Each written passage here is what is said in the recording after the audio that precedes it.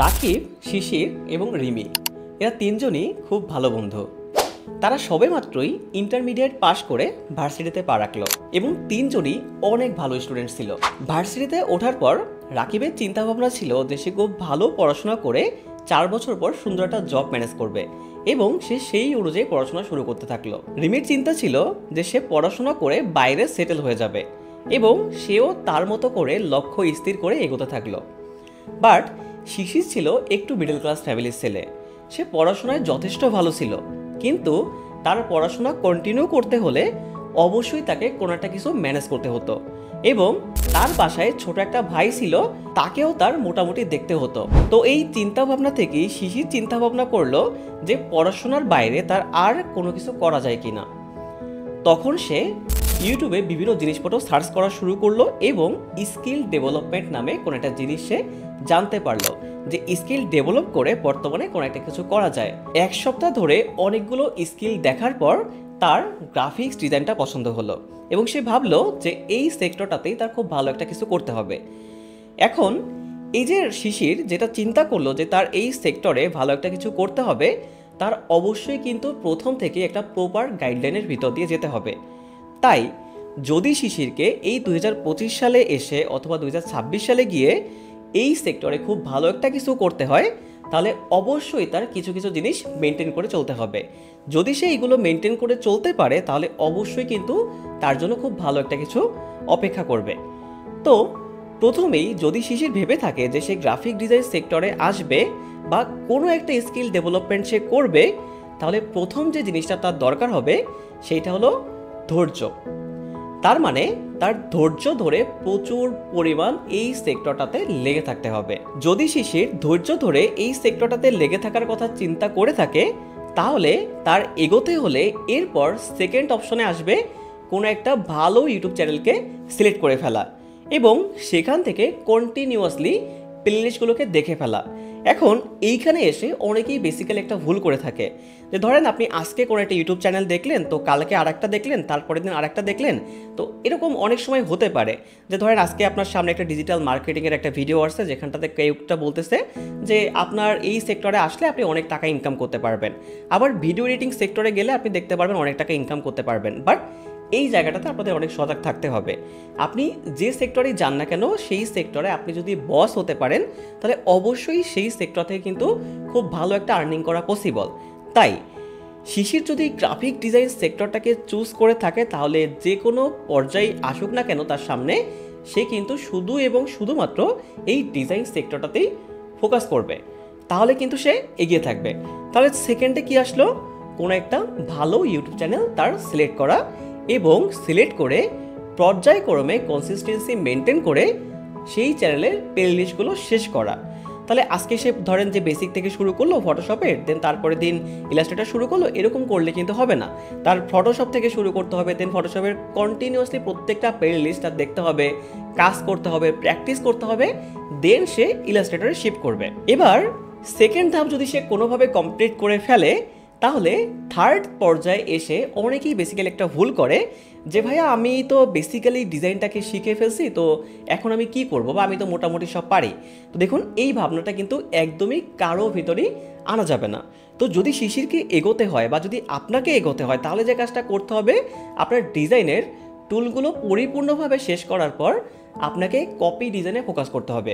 Copy design মানে কি, আপনি ধরুন ইন্ডাস্ট্রিতে যারা আগে আপনার থেকে কাজ করতেছে তাদের ডিজাইনগুলো আপনি দেখা শুরু করবেন এবং যে ডিজাইনগুলো আপনার পছন্দ হবে সেইটাকে আপনি হুবহু একেবারে হুবহু কপি করবেন। কালার থেকে শুরু করে টেক্সট যতটা কপি করা পসিবল আপনি ততটাই কপি করবেন।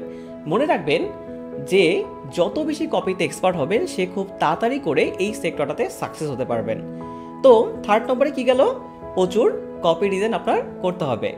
এবার আসুন, আপনি অনেকগুলো কপি ডিজাইন করে ফেলেছেন, লাইক 40 থেকে 50টা বা তারও বেশি কপি ডিজাইন করে ফেলেছেন। দেন আপনি কি করবেন, আপনি ওই কপি ডিজাইনের ভিতর থেকে হালকা একটু ভেরিয়েশন করা ট্রাই করবেন। ধরুন আপনি একটা ডিজাইন করেছেন যে special burger or pizza something, ধরেন আপনি কিছু একটা লিখেছেন।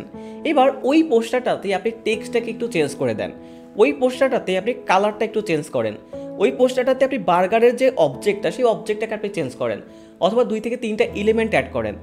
যে ডিজাইনগুলো আপনি করেছেন বা এক্সিস্টিং যে ডিজাইনগুলো আপনার কাছে আছে সেই ডিজাইনগুলোকে এবার আপনি নিজের মতো করে ভেরিয়েশন শুরু করেন। যখন আপনি এরকম করে ভেরিয়েশন শুরু করবেন তখন আপনার মাথায় আস্তে আস্তে ডিজাইনের আইডিয়া আসা শুরু করবে। বাট এই যে বললাম, প্রথম কথা কি মনে আছে আপনার? ওই যে ধৈর্য কিন্তু এই সেক্টরে প্রচুর রাখতে হবে। আপনি যদি রাখতে পারেন আপনি দেখবেন এগুলো ম্যানেজ করা কোনো ব্যাপারই না। তো যদি এই যে কপি করলেন, কপি করার পর ইন্সপিরেশন নিলেন অ্যান্ড নিজের মতো করে ডিজাইন করলেন, দেন আপনার আসবে একটা বেস্ট পোর্টফোলিও রেডি করা। পোর্টফোলিও কি? যেমন ধরুন যে আপনি যদি কোনো একটা সুপার শপে যান বা কোনো একটা শোরুমে যান, আপনি দেখেন কি, বা ধর আপনি কোনো একটা জায়গায় খেতে গেলেন, যদি দেখেন যে সেখানের পরিবেশটা নোংরা, আপনি কি সেখানে খাবেন? একদমই না। তো তেমনভাবে আপনি যে ডিজাইন সেক্টরে আসছেন আপনার অবশ্যই খুবই সুন্দর একটা দোকান থাকতে হবে। কিসের দোকান? সেটা হবে ডিজাইনের দোকান, যেখানটাতে আপনার করা বেস্ট ডিজাইনগুলো সুন্দর করে অর্গানাইজ করে সাজানো থাকবে, যাতে করে কোনো ক্লায়েন্ট বা কেউ যদি সেখানটাতে আসে সে যাতে সেই জিনিসটা পছন্দ করে। তো এই যে পোর্টফোলিও, এই পোর্টফোলিও আপনি কোথায় বানাবেন? আপনি কি টাকা খরচ করবেন? একদমই না। এর জন্য আপনি দেখবেন বিহান্স, ড্রিবল অথবা নিজের কোনো পার্সোনাল পোর্টফোলিও ওয়েবসাইটও কিন্তু আপনি চাইলে তৈরি করতে পারেন। বাট বিগিনারদের জন্য বিহান্সটা কিন্তু বেস্ট হবে, অথবা যারা ডিজাইন নিয়ে আগাতে চাচ্ছেন তাদের জন্য কিন্তু বিহান্সটা অলওয়েজই বেস্ট। তো এইবার যদি পোর্টফোলিও ম্যানেজ হয়ে থাকে বা আপনি পোর্টফোলিও একটা সুন্দর করে রেডি করে থাকেন, দেন আপনার শুরু হবে প্রপার মার্কেটিং করা। যে ডিজাইনগুলো আপনি করেছেন সেই ডিজাইনগুলো আপনার কী করতে হবে? এবার ক্লায়েন্টদেরকে দেখাতে হবে। আপনি বলবেন যে আমি এই ডিজাইন করেছি, এইটা করেছি, সেইটা করেছি। আপনি বিভিন্ন গ্রুপে আপলোড করবেন, বিভিন্ন জায়গায় ক্লায়েন্টদেরকে নক দিবেন, ফাইবার থেকে শুরু করে আপওয়ার্ক থেকে শুরু করে প্রত্যেকটা জায়গাতে আপনি যে ক্লায়েন্টগুলো আছে, email marketing, phone marketing, even তাদের মেসেজ করবেন আপনি। প্রত্যেকটা জায়গাতে বেসিক্যালি আপনি নিজের একটা জাল বিছিয়ে রাখবেন, যাতে করে যে ক্লায়েন্ট বা যেই আপনার প্রোফাইলে আসুক না কেন সে যাতে ঘুরে ফিরে আপনার থেকে কাজগুলো করিয়ে নেয় বা আপনাকে কাজ করতে দেয়। সো এই মার্কেটিংয়ের সাথে সাথে আপনার শিখতে হবে ক্লায়েন্টকে হ্যান্ডেল করা। লাইক ধরেন যে কোন ক্লায়েন্টকে কীভাবে আপনি মেসেজ দিলে তাকে ম্যানেজ করতে পারবেন, বা কীভাবে মেসেজ দিলে সে আসলে খুব ভালো ফিল করবে, এবং কারোর সাথে একটা কাজ করে কি তার সাথে সম্পর্ক নষ্ট করে ফেলবেন? একদমই না। তার সাথে যাতে কন্টিনিউয়াসলি কাজ করা যায়, তার সাথে যাতে সামনে আরও অনেক প্রজেক্টে কাজ করা যায়, বা তার রেফারেন্সে যাতে আরও অনেক ক্লায়েন্ট আপনি জেনারেট করতে পারেন, এই জিনিসটা অলওয়েজ আপনার মাথার ভিতর রাখতে হবে। তো এই জিনিসটা মাথার ভিতর রাখতে হলে আপনাকে প্রথমত কী করতে হবে বলুন তো? কুল থাকতে হবে, ঠান্ডা থাকতে হবে, যেটা বুঝতেই পারতেছেন আর কি। তো যদি এই যে বিষয়গুলো এগুলো যদি ম্যানেজ করতে পারে শিশির, তাহলে কিন্তু সে এই সেক্টরে খুব ভালো একটা কিছু করতে পারবে। কিন্তু শিশির এই জায়গাটাতে অনেক ভুল করতে পারে। যেমন সে যদি প্রথমেই ডিজাইন সেক্টরে আসে, সে দেখবে বিভিন্ন লোভনীয় অফার থাকে। লাইক আপনি এই জায়গায় আজকে কোর্স করলে আপনি কালকে থেকে আর্নিং শুরু করতে পারবেন, এই জায়গায় কোর্স করলে আপনি কালকে ল্যাপটপ জিততে পারবেন, আপনি তারপরের দিন কম্পিউটার জিততে পারবেন। তো এই যে গিভওয়ের যে কোনো একটা লোভ, অথবা এই যে খুবই তাড়াতাড়ি করে আর্নিং করার যে তার কোনো একটা আশা, এই আশা থেকে যদি সে বেরোতে না পারে তাহলে কিন্তু সে খুব তাড়াতাড়ি করেই ঝরে পড়বে।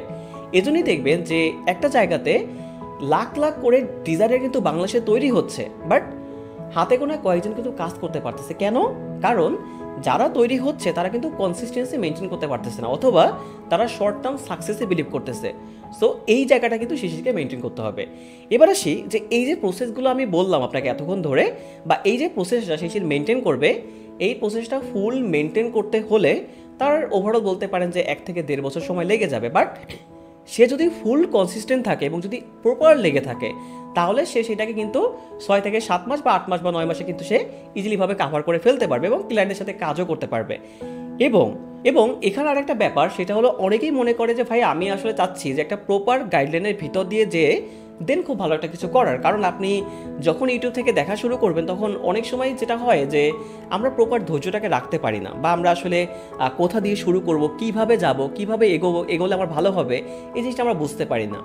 যদি আপনার মনে হয় যে আপনি একটা প্রপার গাইডলাইনের ভিতর দিয়ে যাবেন, দেন আপনি কি করবেন, যে কোনো একটা জায়গায় খুব ভালো একটা পার্সন দেখে কোনোটা কোর্স করে ফেলবেন।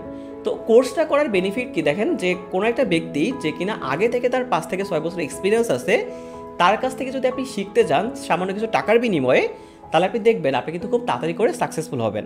বাট এইখানে একটা জিনিস মেনটেন করবেন যে অবশ্যই কোর্স করার আগে সেই প্রতিষ্ঠান সম্পর্কে, সেই ব্যক্তি সম্পর্কে খুব ভালো একটা আইডিয়া নিয়ে নেবেন। লাইক আমাদের যে কোর্সটা চলে সেই কোর্সটাতে কিন্তু প্রচুর পরিমাণ স্কিলে ফোকাস করা হয়, যেখানটাতে আপনি দেখবেন টাকার কথা একদমই বলা হয় না। বাট আমাদের 3টা ব্যাচ সাকসেসফুলি শেষ হচ্ছে, আমাদের তিন নম্বর ব্যাচ এখন রানিং। সেখান থেকে কিন্তু কন্টিনিউয়াসলি এরকম হাজারো শিশির কাজ পেয়ে যাচ্ছে এবং তারা ক্লায়েন্টের সাথে কাজ করতেছে। কেন করতেছে? না না, কোর্সে ভর্তি হলেই কাজ করতেছে এমনটা কিন্তু না। তারা জয়েন করেছে, কাজ করতেছে, লেগে থাকতেছে, প্রচুর প্র্যাকটিস করতেছে এবং প্রপার গাইডলাইন মেনটেন করে লেগে থাকতেছে, তাই তারা কাজ করতেছে। তো আপনার যদি মনে হয় যে না আমার একটা প্রপার গাইডলাইনের ভিতর দিয়ে যাওয়া উচিত, তাহলে কিন্তু আপনি চাইলে আমাদের সাথে জয়েন করতে পারেন। কিন্তু যদি মনে হয় যে ভাইয়া না আমার দ্বারা কোর্স করা কোনোভাবেই পসিবল না, কোনো প্রবলেম নেই, আপনি আমাদের যে ইউটিউব চ্যানেল আছে মিশন একাডেমি, সেখান থেকে পূর্ণাঙ্গ প্লেলিস্ট দেখা শুরু করবেন এবং ডিজাইন নিয়ে যে কোনো প্রবলেম হোক আপনার, সেটা ফ্রিতে হোক পেইডে হোক, যেখান থেকে আপনি দেখেন কোনো প্রবলেম নেই, আপনি আমাদের পেজে অথবা আমার পেজে, মিশন একাডেমির পেজ আছে অথবা আমার পার্সোনাল পেজ আছে, সেই পেজে শুধুমাত্র একবার নক করবেন। কথা দিচ্ছি আপনি পেইড স্টুডেন্ট হন অর ফ্রি স্টুডেন্ট হন, আপনার যদি কোনো প্রবলেম থাকে সেই প্রবলেমের সলিউশন আপনি অবশ্যই পেয়ে যাবেন। তাই ডিজাইন সেক্টরে এসে কিন্তু আপনার একদমই ভয় পাওয়ার কোনো দরকার নেই। তো এই তো গেল ওভারঅল ব্যাপার স্যাপার। আশা করি শিশির এটা বুঝতে পারবেন যে তার কিভাবে এগোনো উচিত। তো সে যদি এইভাবে এগোতে পারে, সে কিন্তু খুব সহজেই 2025 সালে এই গ্রাফিক্স ডিজাইন সেক্টরে খুব ভালো একটা কিছু করতে পারবে। এবং যদি শিশিরের মতো আপনিও এই সেক্টরে আসতে চান, তাহলে অবশ্যই কিন্তু শিশির এই যে পদগুলো মেনটেন করে চলবে, আপনি কিন্তু তার মতো করেই চলবেন। তো আমি যদি একটু শর্টলি বলি যে কী করতে হবে, প্রথমত আপনার ধৈর্য থাকতে হবে এবং লেগে থাকার একটা কমিটমেন্ট করতে হবে। দেন আপনি কোনটা ইউটিউবের চ্যানেল সিলেক্ট করবেন, দেন সেখান থেকে কনসিস্টেন্সি মেনটেন করে আস্তে আস্তে করে প্লেলিস্টগুলো দেখতে থাকবেন। দেন কি করবেন, যখন আপনার ওইগুলো সব শেষ হয়ে যাবে, আপনি প্রচুর প্রচুর ডিজাইন কপি করবেন।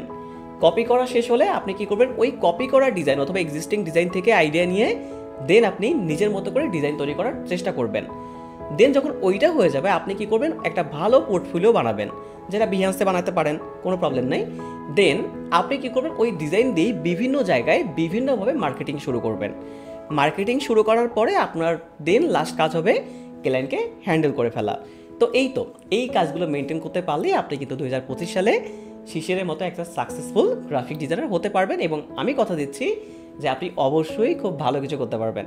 এবং যদি গাইডলাইনের ভিতর দিয়ে আপনার যেতে হয়, তা আমাদের নেক্সট ব্যাচ কিন্তু এপ্রিল থেকে শুরু হচ্ছে, আপনি কিন্তু আমাদের সাথে যুক্ত হতে পারেন।